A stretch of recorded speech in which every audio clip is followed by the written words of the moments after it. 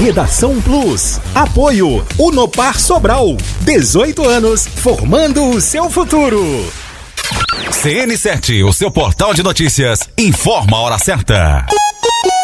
Plus FM 1231. CN7, 7 dias da semana, sem medo da notícia. Começa agora na Plus FM. Redação Plus. Jornalismo inteligente e dinâmico. A notícia da sua cidade, do estado e do Brasil. Redação Plus. A verdade dos fatos na velocidade do rádio.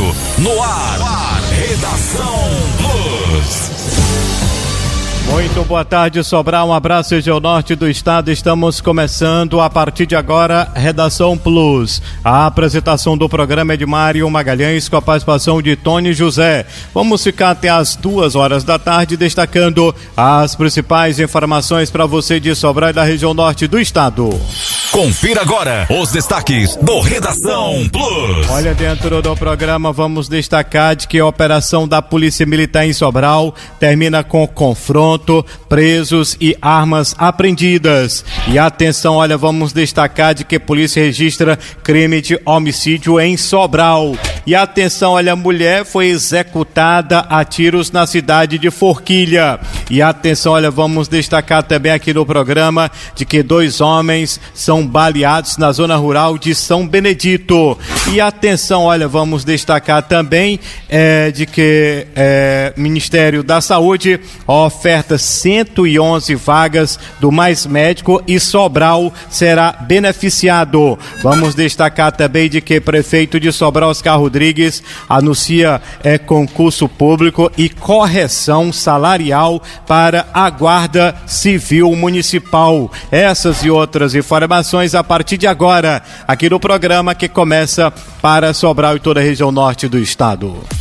Imparcialidade no que se informa e credibilidade no que se diz. Agora, Redação Plus. Mas olha, a primeira informação que a gente traz aqui na nossa programação de hoje é em relação ao trabalho realizado pela Polícia Militar na madrugada de hoje. A informação é que, na madrugada dessa segunda-feira, a Polícia Militar do Estado do Ceará realizou uma grande operação em Sobral, após a atuação de um grupo fortemente armado na região. A ocorrência teve início por volta das 4h da madrugada, depois que os suspeitos praticaram o roubo de 2 veículos na região do município de Graça. E em seguida, promoveram um ataque armado na região do residencial Nova Caiçara, em Sobral. Durante a ação, cerca de 16 homens armados com fuzis e pistolas entraram em confronto com uma viatura da Força Tática. O confronto resultou em um criminoso neutralizado e 3 feridos. Na tentativa de fuga, os suspeitos se refugiaram em uma residência, onde fizeram uma família refém. A situação foi controlada após cerco policial com apoio do Batalhão Especializado de Policiamento do Interior, mais popularmente conhecido como BEP. A operação combinou na redição aí do grupo, na libertação dos reféns e no restabelecimento da ordem na área. Durante a ação, houve a apreensão de fuzis, grande quantidade de munições e outros materiais. A polícia reforça a importância da colaboração da população por meio de denúncias anônimas que podem ser feitas pelos números 190 e 181. Esses dados foram apresentados pela polícia, ou seja, foram registrados já na madrugada de hoje aqui em Sobral. Tony José, boa tarde. Avaliação que se faz em relação a esse confronto, podemos dizer assim, da polícia com esses homens, resultou na morte de um homem, outros foram presos, a polícia apreendeu muitas armas, e a avaliação que se faz em relação a esses casos que foram registrados já nessas últimas horas, ou seja, na madrugada de hoje em Sobral. Boa tarde, Tony. Ok, Mário, boa tarde para você, boa tarde, Cláudio, boa tarde a toda a nossa audiência, aos amigos de Sobral e de toda a região norte, a região metropolitana de Sobral como no todo, não é? E a você, amigo internauta, muito obrigado pelo carinho da sintonia. Desejamos a todos, já a partir desta segunda-feira, uma ótima e abençoada semana. E o final de semana recheado de ocorrências, né, Mário? E quem diria que Sobral viveria cenas de terror, podemos assim dizer. Coisas típicas, né, lá dos morros do Rio de Janeiro, onde os confrontos policiais com criminosos, eles acontecem corriqueiramente e dioturnamente, né? Alguns bairros e pontos lá do Rio já se acostumaram, né, com aquela música dos tiros troando e as linhas de fogo riscando o céu carioca. Quem diria que em Sobral viveríamos isso na noite de ontem? Então, como bem disse na matéria, o Mário, trazida aí pelo Mário, a ocorrência começou ali no município de Graça, onde pessoas lá também tiveram esse momento de terror, casas invadidas, veículos tomados, pessoas lá também passaram por um perrengue grande, e o intuito desses 16 homens armados era justamente chegar em Sobral e plantar o terror, registrar a marca, né, do seu grupo criminoso. Mas a polícia agiu rápido e nesta operação conteve os criminosos que agiram. E dentre esses 16, um tombou sem vida, ou seja, foi neutralizado. Outros 3 acabaram sendo feridos e socorridos para o hospital, e o restante acabou sendo preso e conduzido para a delegacia de polícia civil. Não bastasse o terror lá no município do Graça, a família ali na Coab 3, onde teve a sua residência invadida, né? Pelo que a gente tomou conhecimento, um jovem de 24 anos e 2 idosas, 83 e 84 anos, né, respectivamente, passaram por uma cena e momentos que eu creio que jamais imaginariam passar. Mas graças a Deus estão bem, apesar do sufoco, mas a resposta foi dada por parte da polícia. Mas o cidadão, de um modo geral, ele fica apreensivo, porque hoje não dá mais para confiar. De repente, a qualquer hora do dia ou da noite, você pode ser acordado com situações desta natureza. A gente cobra, obviamente, uma resposta neste sentido, e mais ainda enérgica, não para o combate em ação, ou seja, o confronto, mas para coibir. Vejam só os senhores, esta ação começou lá no Graça, ela veio culminar em Sobral. Então por que de repente não se corta já o mal pela raiz? É o que a gente aguarda. A gente sempre cobra aqui, né, Mário e ouvintes, a polícia na rua, tá aí. A polícia foi para a rua e agiu. Só que surge a partir de então uma outra preocupação. A polícia está enxugando gelo, porque aparece uma audiência de custódia, e é justamente na audiência de custódia a esperança, o último fio de esperança do criminoso.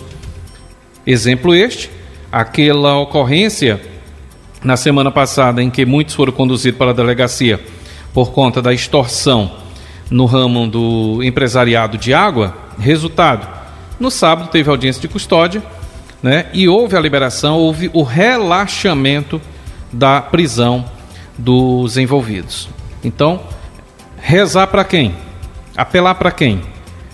Falta de quesitos ou requisitos necessários foi o que foi alegado para que o relaxamento da prisão se desse. Juntando uma coisa com a outra, não adianta, portanto, parabenizar a polícia pela ação, porque certamente estes que foram conduzidos ontem nesta operação da polícia, já na audiência de custódia vão estar livres de novo para poder voltar a fazer o que eles fazem com maestria. Muito bem, tem a informação em relação a esses dados que foram apresentados pela polícia, já nessas últimas, inclusive a gente está acompanhando já agora, nesses últimos momentos, a identificação do rapaz que acabou falecendo. A polícia já divulgou a identificação lá da região São Benedito, tem 18 anos de idade. Mas olha, uma outra informação em relação à questão também da violência aqui na nossa região, também aqui de Sobral. A informação é que um homem identificado por Romário Barbosa Mendes, de 31 anos, foi lesionado com tiros na rua José Maria Monte, ali próximo ao Hemocentro, aqui em Sobral. A vítima, que era natural da cidade de Irauçuba, foi lesionada com tiros na região da cabeça, não resistiu aos ferimentos e acabou morrendo no local. Equipes da Polícia Militar estiveram no local do crime, onde realizaram os primeiros levantamentos e acionaram as autoridades competentes. A Polícia Civil passou a fazer um trabalho de investigação com o objetivo de conseguir identificar e prender os autores e saber a motivação do crime. Já na cidade de Forquilha, uma mulher identificada por Benedita Edith Dias de Souza, de 25 anos, foi lesionada com tiros, não resistiu aos ferimentos e morreu no local. Na mesma ocorrência, um homem também foi lesionado com tiros. Ele foi levado às pressas para o hospital local, ou seja, para uma unidade hospitalar lá da cidade. Como o estado de saúde se agravou, ele foi transferido às pressas para o Hospital Santa Casa, em Sobral. Equipes da Polícia Militar estiveram no local do crime, onde realizaram também os levantamentos necessários. As autoridades competentes foram acionadas e a Polícia Civil iniciou um trabalho de investigação com o objetivo de esclarecer a motivação e autoria do crime. Ou seja, foram esses homicídios que foram registrados também aqui na nossa região Sobral e Forquilha, né, Tônia? É verdade, continua, portanto, não só em Sobral, mas a violência beira aqui os municípios, né, a redondeza de Sobral, e agora cabe as investigações para elucidar o crime. Neste caso do bairro da Santa Casa, ali próximo ao Emoce, onde esta pessoa foi identificada, e ela é natural lá de Juá, que pertence ao município de Irauçuba. Segundo consta, havia passagens aí, ele era suspeito de envolvimento em alguns furtos, né? E já no caso de Forquilha, na zona rural, na verdade não chega nem a ser zona rural, né? É uma área de mata que fica por trás do fórum da cidade. E esse casal acabou sendo atingido, pior para a mulher que tombou sem vida no local. O homem, que também foi atingido, né? Acabou sendo socorrido para a unidade local, a unidade hospitalar local, e o seu estado de saúde, até a gente entrar aqui no ar, não havia sido atualizado. Então a polícia vem trabalhando, vem agindo, obviamente, para poder identificar os autores desta ação criminosa e colocá-los, obviamente, à disposição da justiça. Muito bem, e só para fechar, né, Tony, esse bloco aqui, acho que foi sexta-feira que a gente trazia informações em relação aos dados apresentados pelo governo do estado do Ceará na questão dos homicídios que tem mulheres como vítimas, feminicídios. E segundo os dados apresentados pelo governo do estado, a pasta aí responsável, teria diminuído aí os casos no estado. E de repente aparece mais uma outra ocorrência aqui na nossa região norte do estado, mas principalmente na cidade de Forquilha, onde, segundo a informação, essa mulher de 25 anos acabou sendo executada com vários tiros quando estava ao lado de um homem, e o homem foi conduzido para uma unidade hospitalar, né, Tony? Mulheres vêm sendo vítimas, inclusive em face disto, não é? Não só a violência propriamente dita externa no campo, né, da beira da violência, onde acontecem esses feminicídios, a bala, espancamento, como teve aí outro município aqui do estado, no interior, uma mulher que foi espancada, né, a pauladas e acabou perdendo a vida.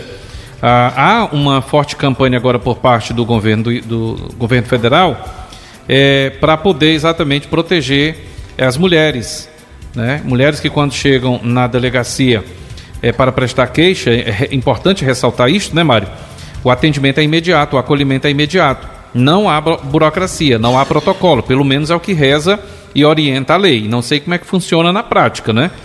Mas a mulher chegando numa delegacia, principalmente aqui em Sobral nós temos a delegacia da mulher, não é, Mário? E então essa mulher ela é acolhida de imediato, não tem protelamento, não tem burocracia.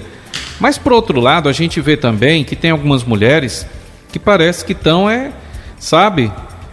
cantando, para não dizer outra coisa, com relação a estas leis que as protege de um modo geral. A gente viu ontem, e daqui a pouco a gente pode até explorar um pouco mais com relação a isto, não tem nada a ver e ao mesmo tempo tendo em Fortaleza, por ocasião do jogo Ceará e Fortaleza, um grupo de 5 mulheres, é isso mesmo, 5 mulheres, partiram para cima de 2 outras, agora simplesmente porque elas estavam com uma camisa contrária às que elas vestiam, arrancaram e deixaram as mulheres nuas ou seminuas. Aí a gente fica falando aqui de violência doméstica, violência contra a mulher, quando na verdade tem algumas mulheres que são autoras, né, e executoras da própria violência. Mas olha, a gente falava agora há pouco em relação à questão da violência na nossa região norte do estado, os casos que foram registrados aqui na nossa cidade de Sobral nessas últimas horas, também teve problemas na região de Forquilha. A informação que a gente traz também dos dados apresentados aí pela polícia é que de 2 homens foram baleados na noite de domingo, ontem então, na localidade denominada Pedra de Coco, zona rural de São Benedito, aqui na região da Serra da Ibiapaba. Segundo a informação da polícia, as vítimas foram identificadas como Antônio Pereira Lisboa Júnior, de 35 anos, e Michel Rodrigues de Souza, de 45 anos, ambos moradores da comunidade. De acordo com as primeiras informações, os 2 estavam em um bar quando 2 homens chegaram em uma moto e efetuaram vários disparos de arma de fogo. Após o ataque, os suspeitos fugiram, ainda não foram identificados. A motivação do crime permanece desconhecida. A informação é que a primeira vítima foi lesionada com tiro no tórax. Ele recebeu os primeiros atendimentos de uma equipe da unidade de suporte básico, além também do SAMU, sendo encaminhado para uma UPA lá em São Benedito. Devido à gravidade do ferimento, o homem foi transferido para um suporte, ou seja, para uma unidade maior, ou seja, para o Hospital Madalena Nunes, que fica na cidade de Tianguá e permanece em estado de saúde grave. Já a segunda vítima, também foi socorrida e levada para uma unidade em São Benedito. E o estado de saúde dele é considerado estável, isso segundo a informação da polícia. Esse caso foi registrado nesse domingo lá na zona rural de São Benedito. Mas 2 ocorrências, né, Tony, na questão de lesão corporal à bala aqui na nossa região norte do estado. Olha, vem acontecendo constantemente essas investidas do crime e eles vão avançando, Mário. A partir do momento que não há uma barreira, e a gente comparando aqui, fazendo até uma comparação, choveu muito nesse final de semana, inclusive abraçar o nosso querido Carlos Melquides, nos informando aí de que lá em Macaraú choveu 47 milímetros, né? E por que eu estou falando isso de chuva e o crime ao mesmo tempo? Porque a água, se você bem observar, quando ela vem numa enchente, ela vai se adaptando ao ambiente. Ela não briga com uma barreira, pelo contrário, ela vence a barreira ou sobrepondo ou pela lateral, se você observar bem. Mas ela avança. Dificilmente você contém 100% a água. Só o Taquara, né, que conseguiu aí já há mais de 12 anos, 13, sei lá quantos anos, desde quando foi construído, que aquela água no Taquara ainda não conseguiu sobrepor a barreira, ou seja, ainda não tem um acúmulo suficiente. O que é que eu quero dizer com isso para finalizar? Que o crime também meio que funciona desta maneira. Ele vai avançando. Se as autoridades não contêm, não faz uma barreira, não dá ali um vencimento, eles vão ganhando fôlego. E por diversas vezes nós já trouxemos aqui, noticiamos crimes desta natureza. Ora em Ibiapina, ora em São Benedito, né? Na semana passada trouxemos até a informação de um grupo que foi contido, né? Uma dupla lá, aqueles 2 que atiraram contra o jovem lá, caído, né, no chão, a arma bateu o catolé, e em depoimento, juntamente com a mulher que os acolheu, eles confirmaram terem sido eles mesmos e iam executar, né, iam realizar um duplo homicídio lá em Ibiapina. Então tá aí, esta ocorrência continua, parece que vem dando cria, por mais que o raio e as outras composições policiais tenham agido de forma até enérgica, apreendendo também armas, munições, drogas, até granada, mas eles continuam com fôlego e vão avançando. Está aí a ocorrência registrada na Serra da Ibiapaba. Então a gente aguarda que haja um poderio maior por parte das forças de segurança para que o crime possa dissipar, possa diminuir essas ações e o cidadão de bem volte a respirar com tranquilidade, não só na Serra da Ibiapaba, mas em toda a nossa região norte e do estado do Ceará. Muito bem, mas olha, nós estamos nessa quadra chuvosa, né, e que era já para estar com mais intensidade, mas a gente agradece muito a Deus, porque esses últimos dias caíram, foi muita chuva aqui na nossa região, e ainda continua, né, nessas últimas horas caindo água aqui na nossa região norte do estado do Ceará.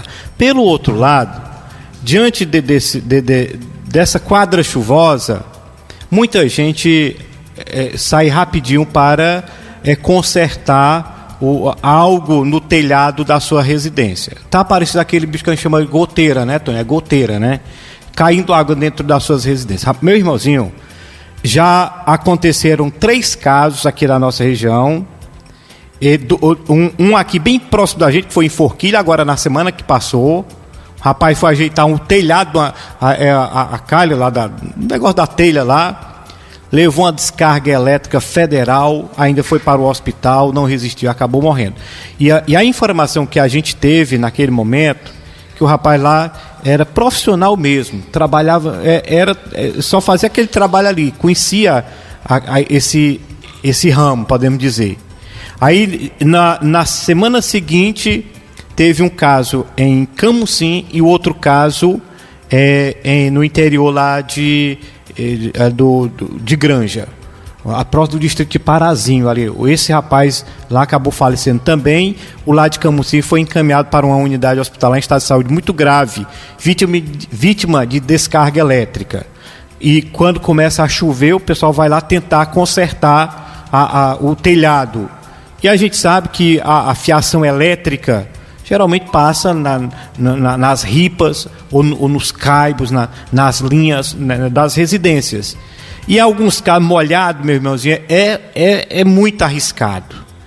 E, infelizmente, a informação é de que um homem de 41 anos sofreu uma forte descarga elétrica na localidade conhecida como Sítio São José, e precisou ser socorrido às pressas para o hospital de Tianguá.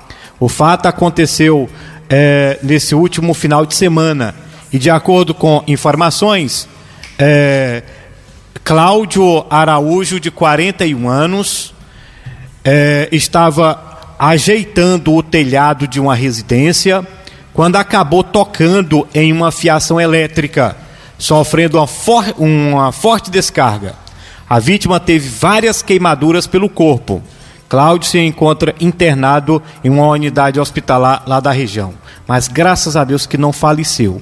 Mas é um cuidado, né, Tony, que cada um deve ter, principalmente não só agora, mas durante o verão também, porque no verão o cara levar um choque também morre do mesmo jeito de pegar um choque no inverno. Mas nesse período de inverno, no período das chuvas, a questão do telhado aparece mais problemas, né? Chove, aí aparece uma goteira, alguma coisa assim, o cara vai lá querer muitas das vezes remendar ali na hora que está chovendo mesmo. E aí encosta numa fiação daquela dali, meu irmãozinho, é fatal, né, Tony? É perigoso, requer um cuidado extra, né? E as pessoas têm que redobrar o cuidado, né? Como o Mário disse, independente de estar na chuva ou no verão, a questão elétrica, não se pode brincar com questão elétrica. Eletricidade, né? Eu às vezes, eu que já tive a experiência de trabalhar com eletricidade, tem gente que é muito corajoso. Não desliga o disjuntor geral, trabalha com ela, a gente chama de rede viva, né? A gente chama quer dizer, ele mexe com o disjuntor ligado, a corrente viva passando ali. E aí tem gente que acaba negligenciando, né? A palavra certa é esta, relaxando e descuida quando vai executar um serviço deste. Quando você está em terra firme, em chão firme, já não é lá muito seguro, você tem que ter o cuidado redobrado, de posse de todos os equipamentos necessários de segurança. Imagina quando você está trepado, né? Seja numa árvore, seja numa casa propriamente dita. Inclusive, além desses relatos que o Mário trouxe aí, citou, tivemos também, antes daquele caso de Forquilha, Mário, uma outra ocorrência ali em Massapê. O resgate foi difícil, o Corpo de Bombeiros, a Defesa Civil esteve lá e conseguiu, né, descer do telhado. A vítima estava desacordada, estava com dificuldades, mas ainda assim os profissionais da segurança e da saúde, né, conseguiram realizar os trabalhos necessários, tá bom? Então vamos seguir direitinho, acompanhando. Chuva bastante na nossa região e vamos ver no que vai dar nos próximos dias, Grande Mário. Muito bem, tá aí a informação em relação a esses casos que vem acontecendo aqui na região. O detalhe é que cada um deve ter muito cuidado, né, quando for aí consertar o telhado da sua própria residência, principalmente nessa época chuvosa.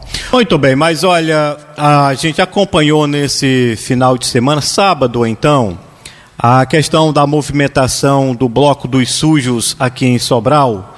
E um dos pontos que a gente teve assim acompanhando, né, olha, gente demais, muita gente.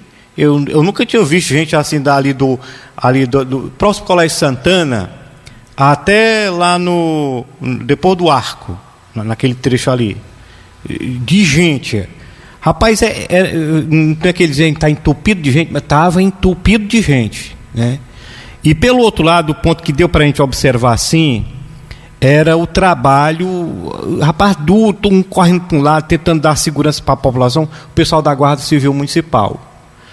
A gente já tem relatado aqui diversas vezes, né, a questão do trabalho realizado pelo pessoal da Guarda Civil Municipal. Inclusive, essa semana que passou, teve até algumas denúncias contra o pessoal da Guarda Municipal, devido às abordagens. Mas eu, particularmente, vejo assim, um trabalho realizado por todas as equipes, por essa corporação, num evento desse ali, eu acho que mesmo tendo, que a gente observou também, além do trabalho da Polícia Militar, de outros órgãos de segurança, né, segurança particular, aquela coisa toda, mas a Guarda Municipal de Sobral desenvolve um trabalho grande para tentar dar segurança à população, para tentar dar segurança ao patrimônio de Sobral e em vários outros setores.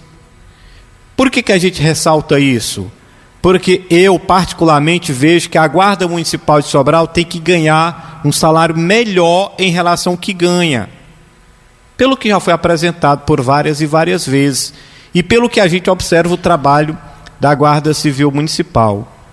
Eu estava ali próximo ao Santuário São Francisco, para chegar até ali no Teatro São João, olha, e que não era nem concentração, não tinha nada.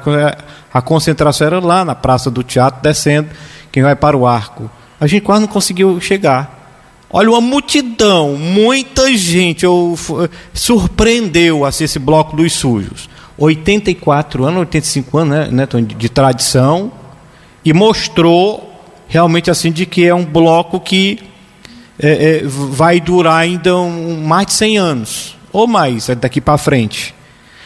E diante de tudo isso, a questão da segurança bem trabalhada aqui em Sobral. Como a gente falou, a Guarda Municipal trabalhou muito, como também a Polícia Militar, o pessoal da segurança particular e outros órgãos da segurança que estiveram desenvolvendo esse trabalho para dar uma tranquilidade para a população.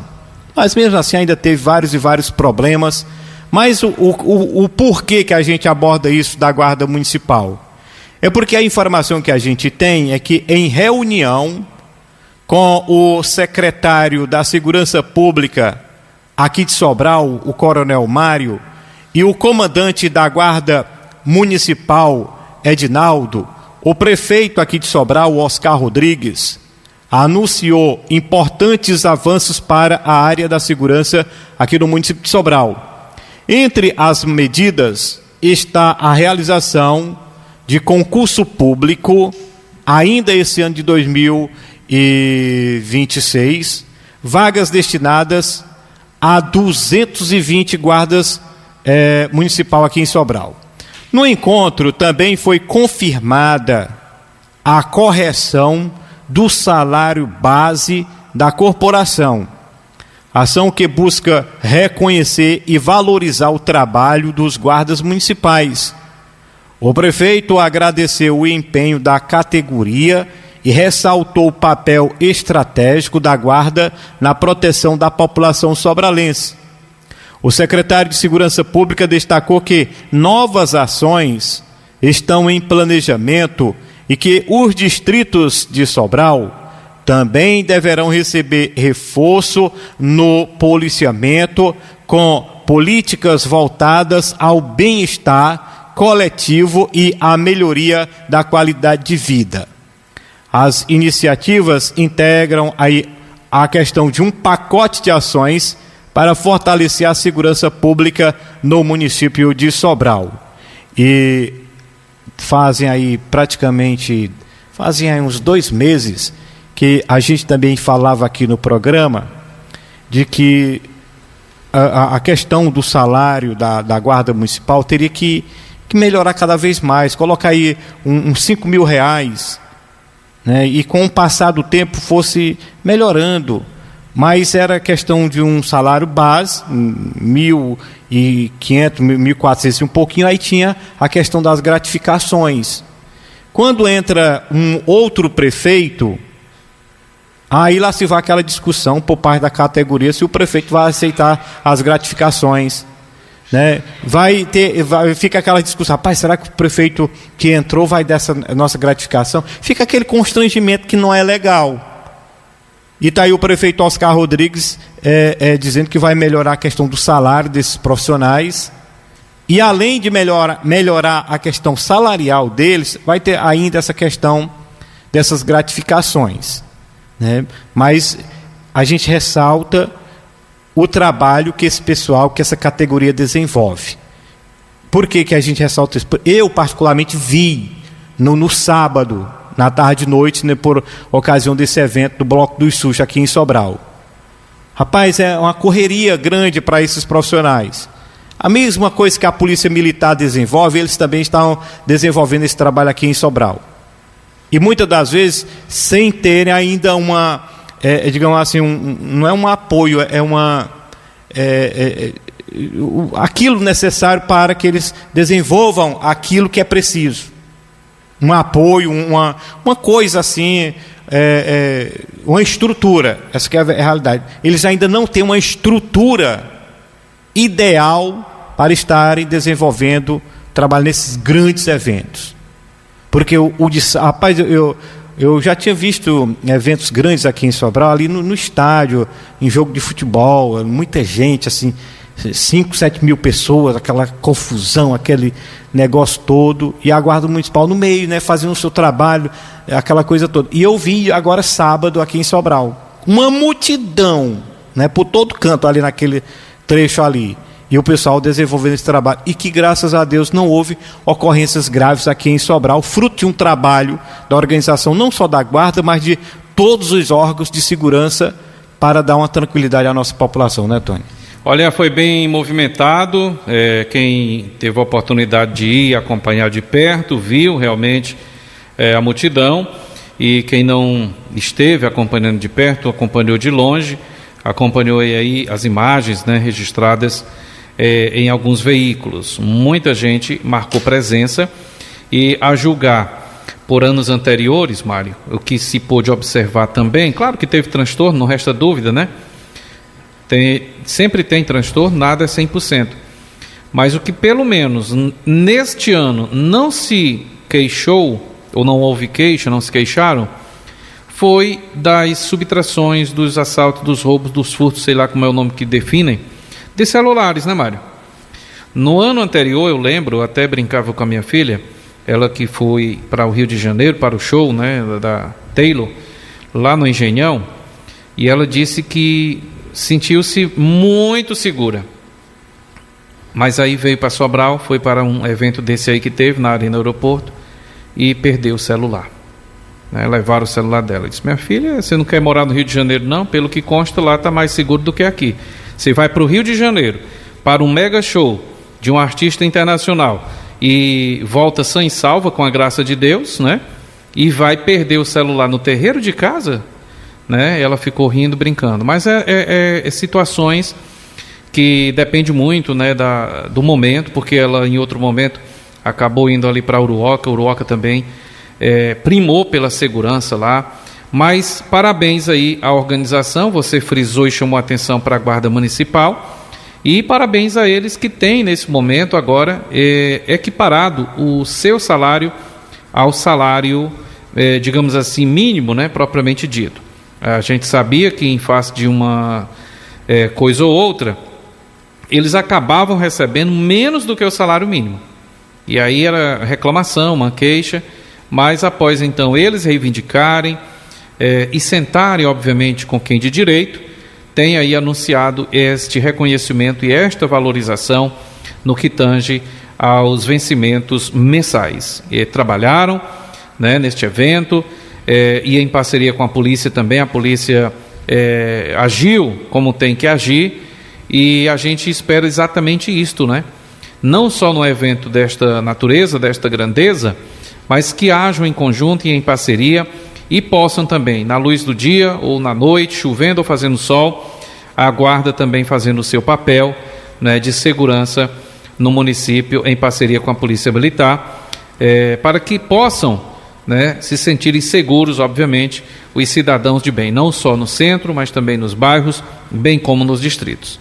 Muito bem, tá aí a informação em relação a esse movimento grande que aconteceu aqui em Sobral e o trabalho realizado pela Guarda Civil Municipal, e lógico, claro, também as palavras do próprio prefeito, junto com o secretário da Segurança aqui de Sobral, reafirmando a questão de um concurso público para essa categoria, e também melhorando a questão salarial desses profissionais, porque teve até, eu acho que foi em novembro do ano passado, o pessoal articulou aí uma movimentação, né, uma reivindicação, ou era uma paralisação, uma coisa assim, né, com a categoria. Aí de repente esse movimento não aconteceu, mas o principal objetivo era melhorar a questão financeira, né, desses profissionais, e que agora está aí a informação que o prefeito se prometeu em melhorar a questão financeira desses profissionais da área da segurança, que já vem desenvolvendo um papel há muito tempo como de polícia militar aqui em Sobral. Inclusive aqui o pessoal que circula ali, passa até dentro do Beco do Cotovelo de moto, aquelas motonas potentes mesmo, em outros pontos da cidade, né, quer dizer que já desenvolve esse trabalho na questão de dar segurança à nossa população. Mas olha, a informação é que o ministro da Educação, Camilo Santana, ocupou rede nacional de rádio e televisão na noite desse domingo para desejar bom retorno aos estudantes às salas de aulas nas 180, ou seja, nas 180 mil escolas públicas de todo o Brasil, e apresentou um balanço das principais ações do Ministério da Educação.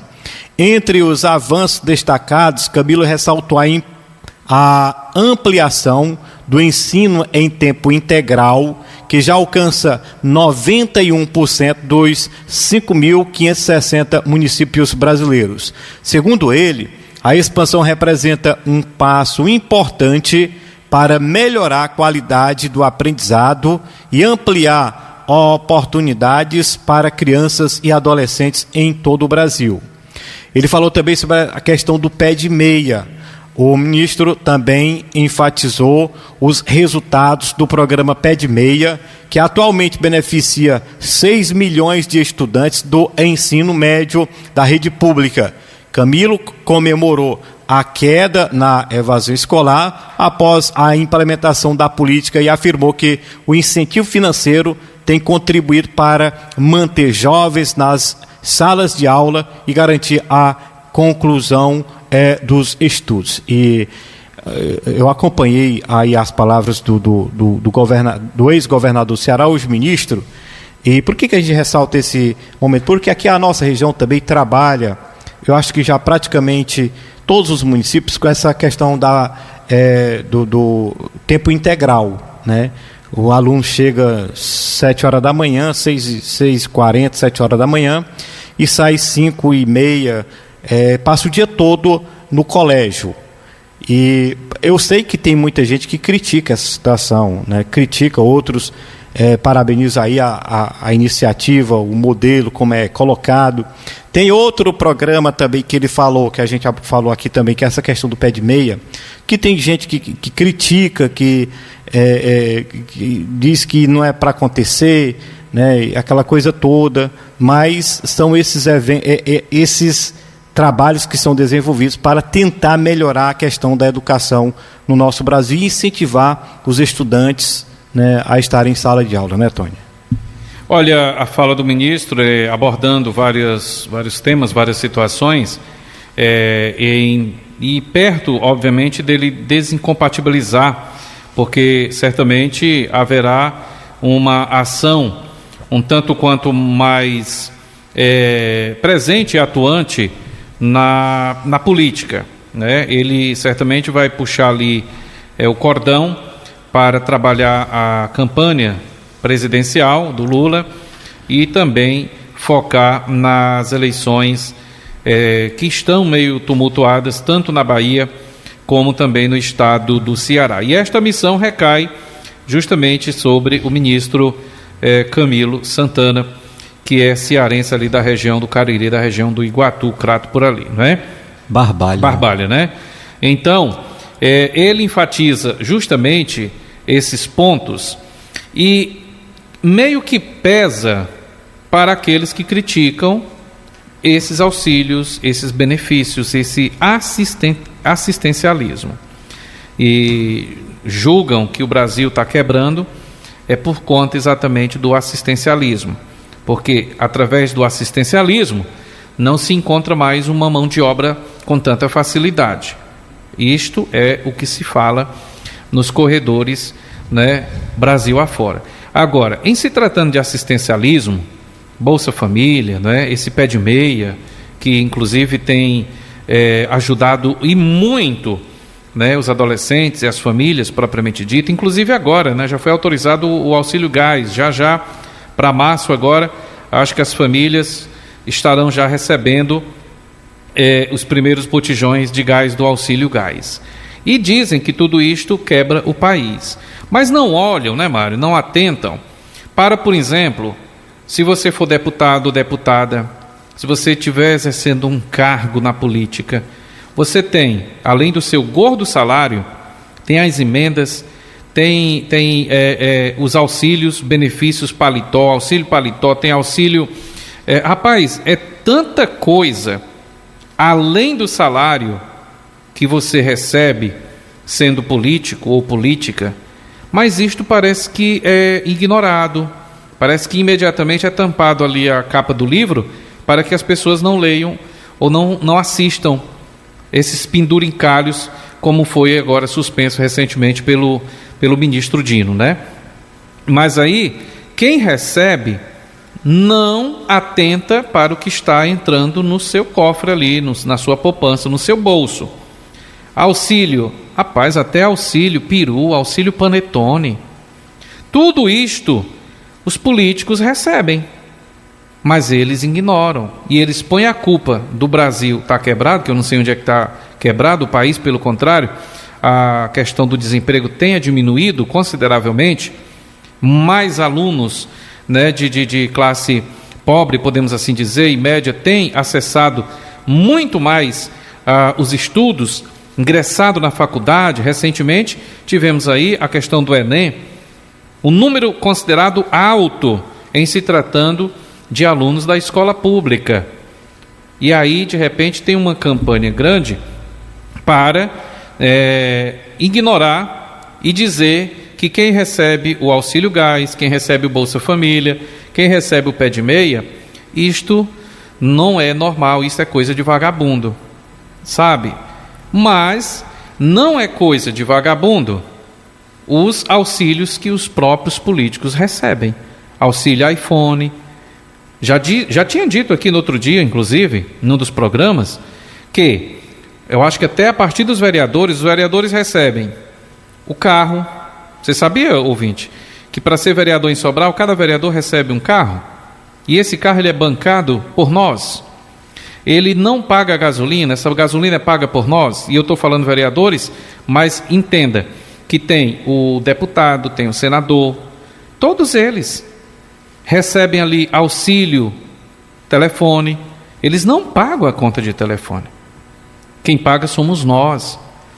Mas há uma campanha, grosseira, dizendo que quem recebe o Bolsa Família é coisa de vagabundo, quem recebe o pé de meia é uma imoralidade.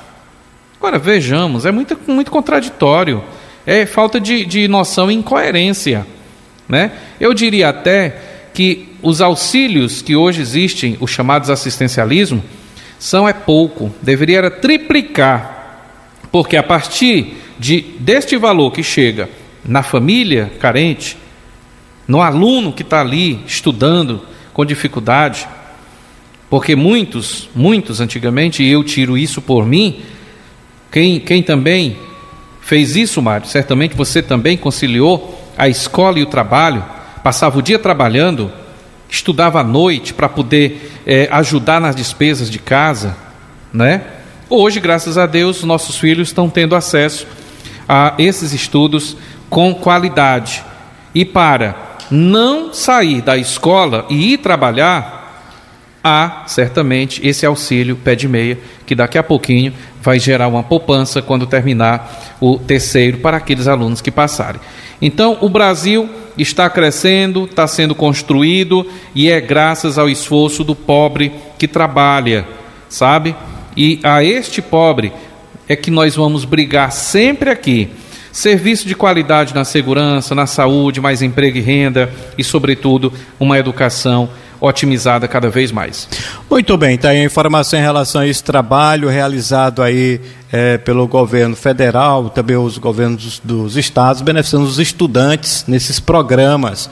E o Tony abordou um assunto interessante, rapaz. Eu sei que tem muita gente que nem gosta, chama bolsa preguiça, bolsa não sei o quê, aquela coisa, critica duramente esses programas, que esse pessoal recebe.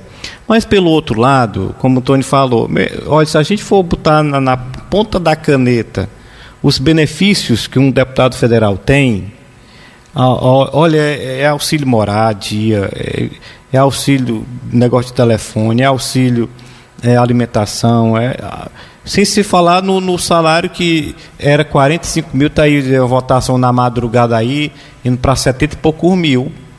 E ainda tem aquela questão, acho que quando sai, ainda tem uma, não é, eu acho que é uma aposentadoria que é pro resto da vida. Basta cumprir o mandato, já tem basta direito, cumprir o mandato, já tem direito à aposentadoria. Pois é, aí é uma criatura que recebe R$800, 600, outros lutam para, o que eu acho humilhante, é humilhante demais o cara ficar numa fila daqui para ganhar um botijão de gás, é humilhante, ficar numa fila e daquela... o pobre trabalhador, para se aposentar, tem que provar que está vivo, porque se não provar que está vivo, não se aposenta. Pois é, mas tem essas coisas. Muito bem, mas olha, a gente está acompanhando aí as chuvas aqui na nossa região desde sábado, desde sexta-feira, que está chovendo aqui na nossa região norte do estado do Ceará, e diante desse momento, dessa a quadra chuvosa, é o nosso inverno. E aí, lógico, claro, vem o pessoal que desenvolve um trabalho na agricultura, o pessoal que desenvolve um trabalho na pecuária aqui na nossa região, os criadores de animais aqui da nossa região. E se a gente for fazer um levantamento que tem tanto de agricultores, como também de pecuaristas aqui na nossa região, os criadores, rapaz, é um número grande, e que estavam realmente precisando e muito dessas chuvas aqui na nossa região. E a gente realmente assim agradece primeiro a Deus por esse momento, que nós estamos vivendo, muita chuva aqui na região, vários reservatórios já recebendo boa quantia de água, E diante de tudo isso, né, esses pequenos agricultores estão como se estivesse acertando na loteria, né? Eles estão trabalhando, né, plantando, alguns já estão fazendo a primeira capina, e aquilo dali para ele como se eles estivessem acertados na loteria. Os pequenos criadores, né, a gente chama assim pequenos, né, Tony, mas tem pequenos criadores aqui da região que tem 50 cabeças de gado, né? E meu irmãozinho, criar gado com faltando água, tu é doido, não existe não. Primeiro a questão da falta da alimentação, a pastagem, e a questão da falta de água. E esses criadores estão agradecendo muito a Deus por esse momento. Pelo outro lado, tem a questão da nossa cultura na plantação de milho e feijão. E aquilo que predomina aqui na nossa região. O pessoal planta milho e feijão. Mas a informação que a gente tem, Tony, é que já fazem questão de 10 anos, né, que Sobral e alguns outros municípios aqui da nossa região vêm desenvolvendo uma cultura na questão da produção de algodão, plantação de algodão, que há 30, 40, 50 anos atrás, Sobral era o polo em relação à questão do algodão, né? O que tinha gente aqui em toda essa nossa região na plantação de algodão, e isso acabou devido a um bicho lá, um inseto chamado bicudo, que acabou mesmo com a produção do algodão. Chegava na flor do algodão, aquele inseto lá, parece tipo uma formiga, um bicho lá, e acabou. E agora o pessoal desenvolveu um trabalho aqui na região, em parceria com a Embrapa, além de outros órgãos, técnicos de prefeituras aqui da nossa região, e que vem surtindo efeito nessa questão da produção do algodão. Inclusive, no ano passado, agora 2025, Sobral teve uma produção boa na questão de algodão. E a informação que esse ano já começou o trabalho na questão da plantação nos distritos de Taperoaba, Aracatiaçu, Patos e também o distrito de Jaibaras, além de outras localidades, pessoal fazendo todo esse acompanhamento na questão da produção do algodão, e isso é bom. Inclusive, né, Tony, foi até denominado ouro branco aqui da região novamente, né, porque é um produto que tinha assim uma escala muito grande, já há 40, 50 anos atrás, acabou mesmo, e agora está voltando. E eu lembro que há uns 8 anos atrás começou essa produção no distrito de Jaibaras e Taperoaba, né, com os técnicos da Embrapa, técnicos das prefeituras aqui da região, fazer esse trabalho nesses distritos aqui de Sobral. E depois o pessoal levando para outros municípios. E agora, já com a produção aqui em Sobral. E isso é muito bom. E nesse período de chuva, tá aí o pessoal já começando a fazer a plantação. Isso é muito bom, né, Tony? Como você falou, no passado o algodão ele alavancou a economia do estado ou do Nordeste do Brasil como num todo, não é? E eu, por diversas vezes, eu que nasci, me criei praticamente nas capoeiras de algodão, nos roçados, né? Eu amava apanhar algodão, era muito bom. E a gente acumulava aqueles sacos de algodão ali, né, na nossa casa, tinha um lugar reservado, e no tempo certo vinha uma rural, né, que passava colhendo, e os sacos iam colocando ali um em cima do outro, de modo que eu experimentei, quando criança, esse auge do algodão que era plantado, cultivado na nossa região. E está sendo alavancado outra vez, com incentivos, com apoio e o trabalho, obviamente, aí do governo, né? Porque há, sem sombra de dúvida, um retorno, né?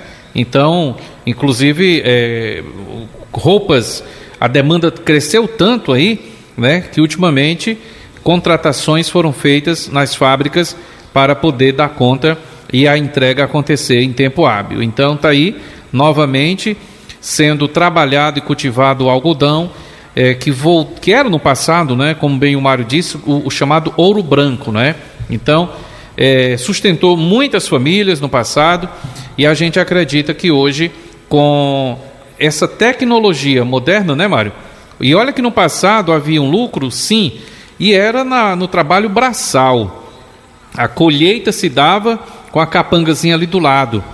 Hoje as maquinarias, né, que fazem a colheita, que faz ali o plantio, faz todo um trabalho, e com essa tecnologia significativa, a economia tende a dar aquele salto de qualidade. E só para fechar, Tony, em relação a essa questão da produção de algodão aqui na região, você abordou assunto interessante. Antigamente, há 40 anos atrás, 30 anos, tinha essa produção grande aqui na região, mas era, por exemplo, o pé de algodão ficava muito alto, muito grande, muitas das vezes tinha que roçar aquela coisa toda para apanhar o algodão. E aqui a gente recebe a informação, o pessoal aqui passando para a gente, de que é um produto pequeno, baixo e que dá, ele produz mais a polpa do algodão do que antigamente e é tirado muitas das vezes por alguns veículos. Você falava da Embrapa, a Embrapa ela vem trabalhando esses estudos e aprimorando, né? Inclusive trazendo já, né, o algodão colorido. Né? Geralmente o algodão ele é tradicionalmente branco, ele passa por um trabalho, é todo feito um trabalho e é tingido, né, Mário? E isso prejudica, obviamente, o meio ambiente. Mas a Embrapa desenvolve e ela já tem um algodão colorido, já vem naquela cor padrão. O fio, então, não sofre nenhum produto químico para ser alcançado aquela cor que é desejada. Né? Então, a Embrapa ela vem trabalhando também na nossa região e isso, com certeza, é por demais salutar. Muito bem, mas Tony, saindo dessa informação aqui da nossa região, da produção de algodão aqui na região de Sobral e municípios aqui da região, a informação que a gente tem e que a gente vem acompanhando, né, essa questão da política no estado do Ceará em relação ao candidato lado A e candidato lado B. Por exemplo, do lado A, que é o pessoal da situação do governo do estado, está confirmado mesmo o Elmano de Freitas como candidato à reeleição do governo do estado. E que até agora o Ciro Gomes, que vem aí fazendo um trabalho na região, visitando já alguns municípios, né, mudou a filosofia de trabalho, né, que vinha exercendo, já vem visitando, inclusive esse final de semana teve na região do Juazeiro, aquela coisa toda, mas até agora ainda não confirmou se é candidato ao governo do estado. Inclusive, numa entrevista lá na região de Juazeiro, chegou a dizer que ainda não é candidato, né, aquela coisa toda, e deixou claro de que realmente parece que não vai ser candidato mesmo, não. Isso até agora há pouco, até meio-dia, né, do dia de hoje. Pelo outro lado, já vi uma outra informação de agora há pouco, de uma das pessoas que já esteve trabalhando aqui em Sobral, junto com os Ferreira Gomes. Inclusive, acho que foi assessor do CID, tanto quando era prefeito, como também o CID governador, que é o Valdir Fernandes. Quem não lembra do Valdir Fernandes? Né? E esse Valdir Fernandes, que eu acho que ele é de São Paulo, é do Rio de Janeiro, ele exerceu assim, uma função de assessor muito próximo dos Ferreira Gomes, do Ciro, do Cid, do Ivo, da Lia, tinha uma relação muito próxima ali, praticamente como o Alman Carneiro, né? Aqueles assessores ali bem próximos. E a informação que sai agora, questão depois do meio-dia, que o Valdir Fernandes esteve afirmando em algumas emissões da capital, que rapidamente se espalhou no Ceará todo, de que Ciro Gomes é candidatíssimo ao governo do estado do Ceará. E aí fica essa pergunta. Então, o prefeito do Massapê diz que ele é candidatíssimo ao governo do estado. Agora vem o Valdir Fernandes, que há muito tempo trabalhou como assessor da família Ferreira Gomes, diz que ele é candidatíssimo ao governo do estado. E esse final de semana, foi sexta ou sábado, ele teve esse encontro lá na região do Cariri, e ainda não confirmou ser candidato, né, Tony? Fica essa pergunta, será que ele vai ou não vai, né, Tony? Ou se vai para a presidência da República? É uma pergunta que se faz em relação ao Ciro Gomes, né? Cada um, na verdade, quer dar aquela notícia aquela notícia bomba, né? Aquela notícia que eu falei, tá vendo? Eu falei. Na verdade, nem o Ciro falou ainda, esta que é a grande realidade. Ele está organizando os trabalhos nos bastidores. O que ele sempre frisa é que está numa luta tremenda, numa guerra tremenda entre o seu juízo e o seu coração. Quem tem acompanhado o que diz o Ciro Gomes, vê que o juízo dele, né, palavras dele, o juízo dele diz para ele não ir, diz para ele se aquietar. mas o coração pede que ele seja candidato. Mas, por fim, ele na ida agora última em Juazeiro, inclusive onde esteve recebendo uma homenagem, né? Lá na Câmara em Juazeiro, Câmara Municipal, ele disse que, por fim, quem vai decidir não é ele, não, é o povo. Então, se o povo quiser, ele será candidato.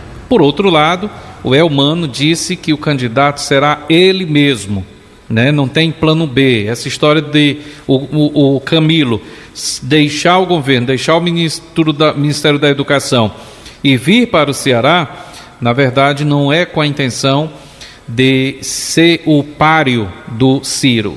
E olha que o Camilo disse que, dentre os opositores, o Ciro é o único candidato capaz de partir para uma briga na disputa do governo do estado do Ceará.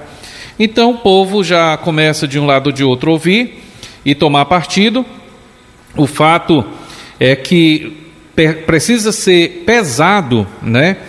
Pesado, bem direitinho, igual aquelas balanças de antigamente, né, Mário? Que era bem pesadinho o quilo. Antigamente 1 quilo era 1 quilo, hoje não. Se você compra um produto aí no mercado, seja onde for, e compra como 1 quilo, se você for pesar, você não encontra 1 quilo. Então, é 1 quilo fake que existe hoje. Então, se você tem que pesar, hoje principalmente na política, tanto no estado como nacionalmente falando, para ver realmente o que compensa. Compensa manter, compensa trocar, e trocar por quê e por quem, né? Então, o Ciro, ele está caminhando, fazendo visitas, e ouve-se muito aqui na nossa região de pessoas, né, influentes, próximas ao Ciro, obviamente, e se falam isso, né, Mário? Não falam por si só, falam porque ouvem e sabem, né, o que está acontecendo nos bastidores e querem adiantar exatamente como que um profeta, como bem disse o prefeito de Massapê. Agora, esse Valdir Fernandes, que inclusive estava lá para as bandas de São Paulo, trabalhando com Paulo Maluf, é a informação que temos, e ele chega aqui já afirmando categoricamente a ida oficial do Ciro para a disputa do governo do estado. Mas do Ciro, propriamente dito, a gente não tem ainda uma palavra oficial. Muito bem, Tony, pois um abraço e até amanhã.